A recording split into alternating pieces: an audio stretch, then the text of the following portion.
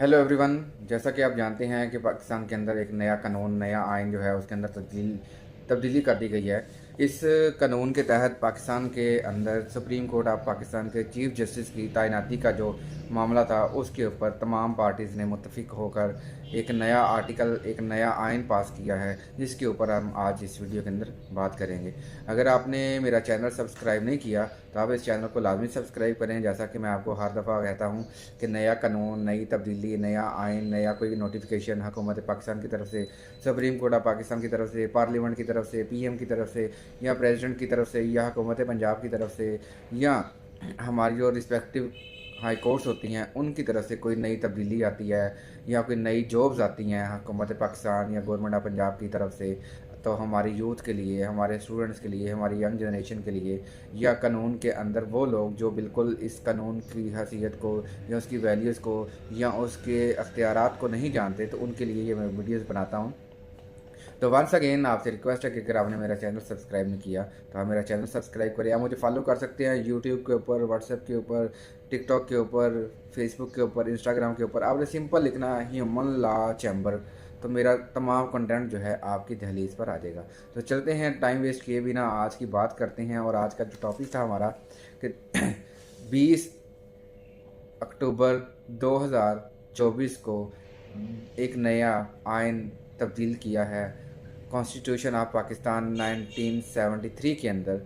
क्योंकि जैसा कि आप जानते हैं कॉन्स्टिट्यूशन ऑफ पाकिस्तान 1973 का जो आर्टिकल 175 है वो हमारे पास तमाम कोर्ट्स के जजेस की जो तैनाती होती है उसके मुतालिक है कि हमारे जज कितने पढ़े लिखे होने चाहिए, उनका एक्सपीरियंस कितना होना चाहिए, उनकी सीनियरिटी किस तरह होनी चाहिए, उनका एक्सपीरियंस कितना होना चाहिए, उनकी एज कितनी होनी चाहिए और वो कितनी देर तक वो जज रह सकते हैं, उनकी एज रिटायरमेंट क्या है। ये article 175A constitution of Pakistan 1973 का जो है उसके अंदर तमाम जो डिटेल है वो इसके अंदर कवर होती हैं। तो जी जनाबे वाला, आज हम बात करते हैं सुप्रीम जुडिशल काउंसिल अमेंडमेंट 2024। ये अक्टूबर 2024 को ये नई अमेंडमेंट लेके आई है करंट गवर्नमेंट ऑफ पाकिस्तान। इसके अंदर उन्होंने बताया है जी, नया जो चीफ जस्टिस इलेक्ट होगा सुप्रीम कोर्ट ऑफ पाकिस्तान का, उसकी तैनाती का जो प्रोसेस है वो चेंज कर दिया गया है।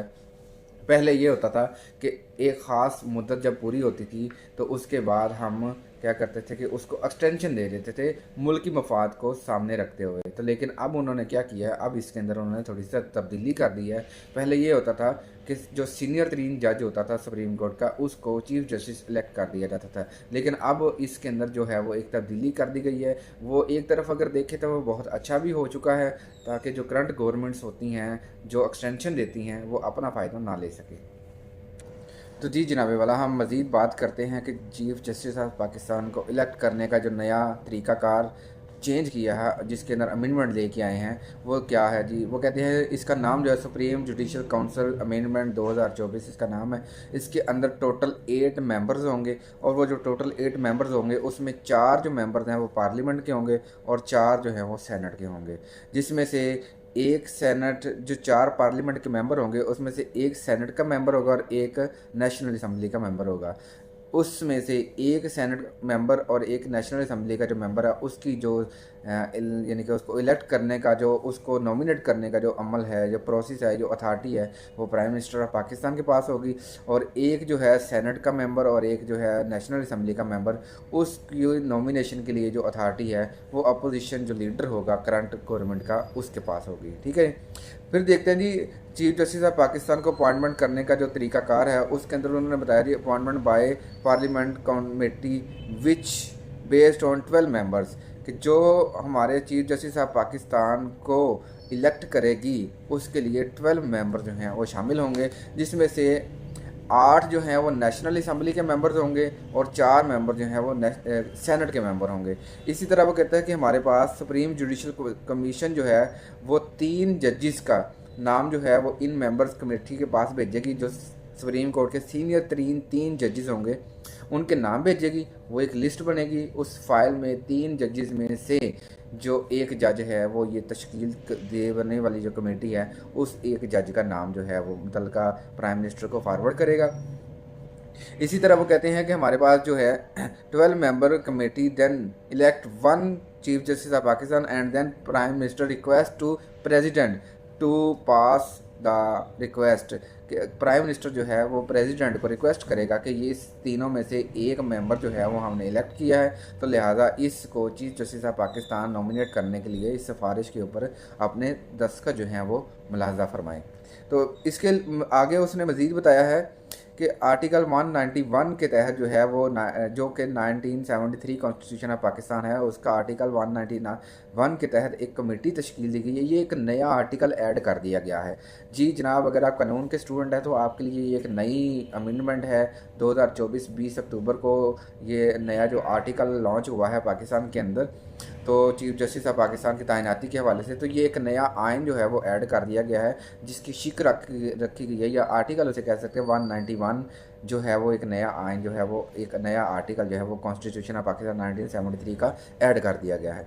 तो इसके तहत क्या होगा जी, आइनी बेंच तश्कील देंगे ये लोग, और इसके अंदर क्या करेंगे, वर्कआउट करेंगे और इसकी तशरीह करेंगे कि क्या ये जो चीफ जस्टिस ऑफ पाकिस्तान की तैनाती है ये शफाफ है, या इसमें कोई गैर कानूनी या उस तरह की कोई हरकत हैं जिससे कॉन्स्टिट्यूशन ऑफ पाकिस्तान या हमारी मुल्क की सालमियत के ऊपर के सवालिया या अदलिया के ऊपर के सवालिया निशान आएगा।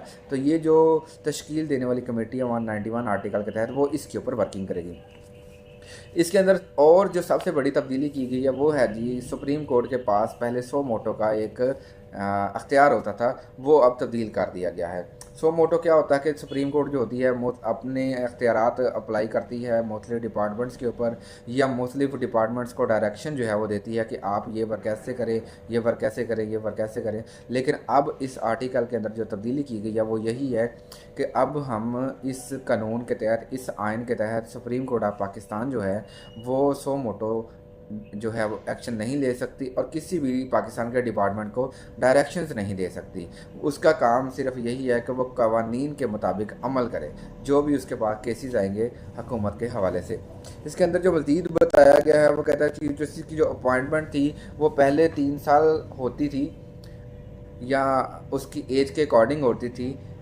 65 ईयर, क्योंकि सुप्रीम कोर्ट ऑफ पाकिस्तान का जो जज होता है चीफ जस्टिस ऑफ पाकिस्तान, उनकी जो एज थी वो 65 ईयर थी।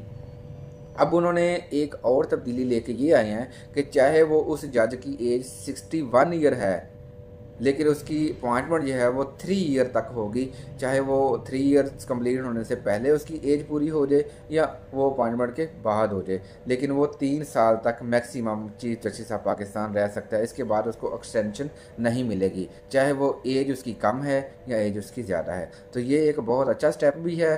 डिफरेंट पार्टीज़ का एक अपना व्यू है, डिफरेंट जो लोग हैं हमारे माशरे के अंदर उनका एक अपना व्यू है कि अच्छा भी हुआ है, कुछ के व्यूज़ है कि गलत हुआ है। आप इस वीडियो को देखने के बाद मुझे बताइएगा कमेंट सेक्शन बॉक्स में, क्या ये आर्टिकल तब्दील होने से क्या कोई नुकसान होगा, अगर नुकसान होगा तो क्या होगा, अगर कोई फ़ायदा हुआ है तो आम इंसान के ऊपर या पाकिस्तान के ऊपर क्या फ़ायदा होगा।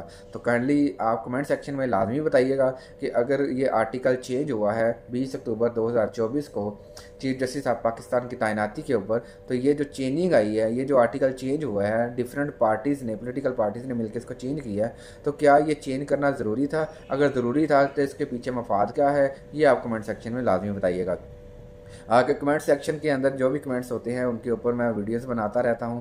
काइंडली अगर आपने मेरा चैनल सब्सक्राइब नहीं किया तो इसको लाजमी सब्सक्राइब कीजिएगा। इस वीडियो को देखने का आपका बहुत बहुत शुक्रिया। वंस अगेन आपका शुक्रिया अदा करता हूं कि आपने मेरा चैनल देखा, आपने मेरा चैनल सब्सक्राइब किया, आपने मुझे फॉलो कर सकते हैं डिफरेंट प्लेटफॉर्म के ऊपर, सोशल मीडिया